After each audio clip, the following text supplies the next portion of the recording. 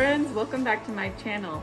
Are you the kind of person who everyone sees as kind and sweet, generous, compassionate?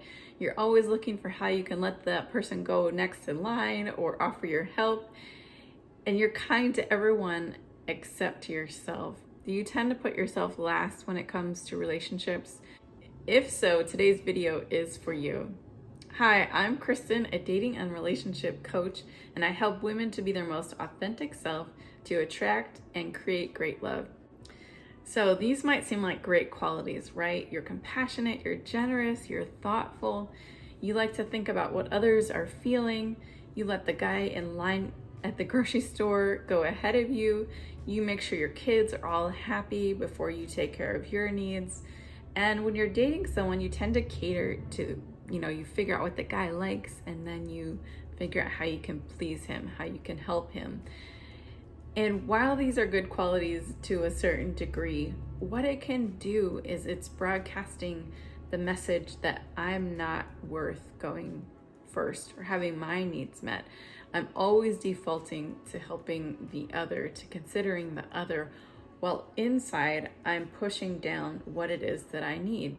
So if you can relate to this kind of relating, you might be feeling burnt out, resentful, tired, bitter.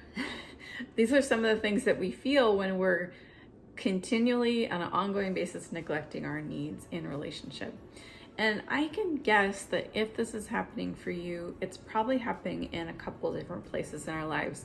It normally can show up in the way we work with people, in our family relationships. It can show up in the way we take care of our health, our bodies. In so many ways, we might be putting ourselves last. In our romantic relationships, it can show up like anxiety, like we feel like we're not doing enough to keep the other person.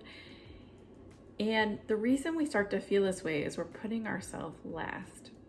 And we can feel this the hardest in our romantic relationships because it's the place where we open up the most, we're more vulnerable, the more risk we have of rejection and it hurting, right? The risk of heartbreak. And it's also the place where we can get the most insight because the way that we're being treated in a relationship is often reflective. It's like a mirror that we can see how are we treating ourselves.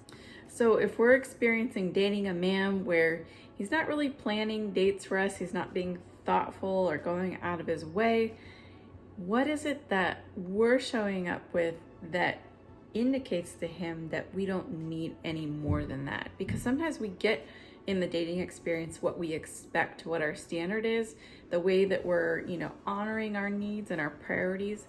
People can feel that. And so if we're putting ourselves as a priority in our lives, people will start to step up and prioritize us too. So this could look like if we're in a marriage, we've asked our husband to do something a million times, but he doesn't follow through, he doesn't take it serious. It could be an indication of something that we're not taking serious for ourselves. And so if there's any place where a man's treating you in a way that doesn't feel good, it's a warning signal. How can I look into the way that I'm treating myself? How am I not showing up and communicating, not setting a boundary?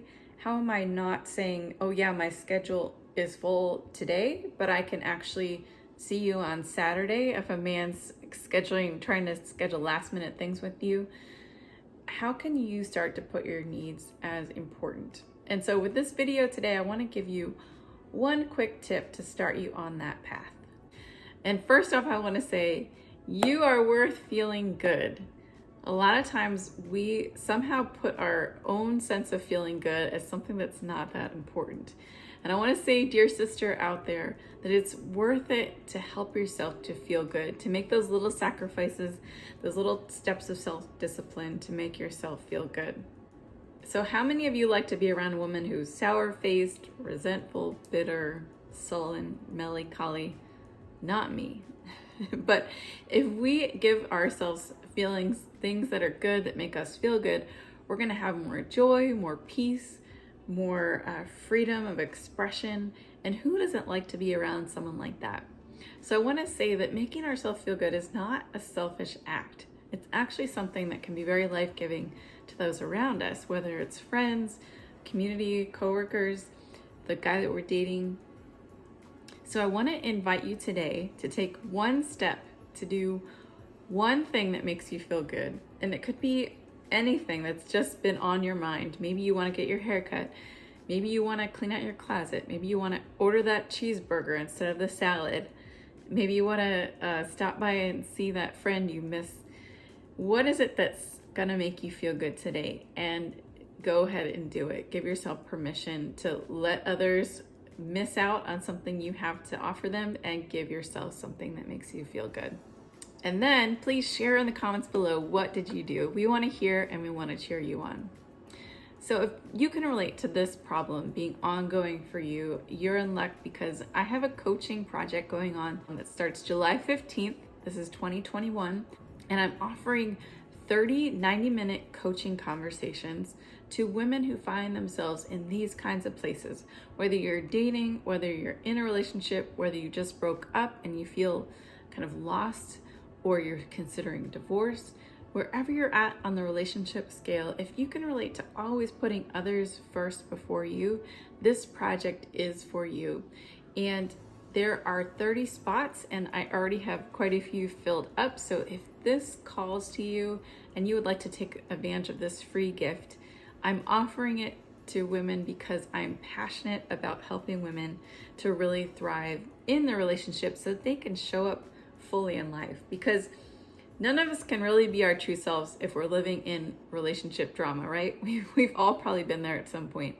So I want to help you to come to that place where you can feel ease and peace in your romantic relationship. So if you're interested in that, I will leave a link below in the comments. All right, my friends, until next time, have a wonderful day, and I will see you on the next video. Take care.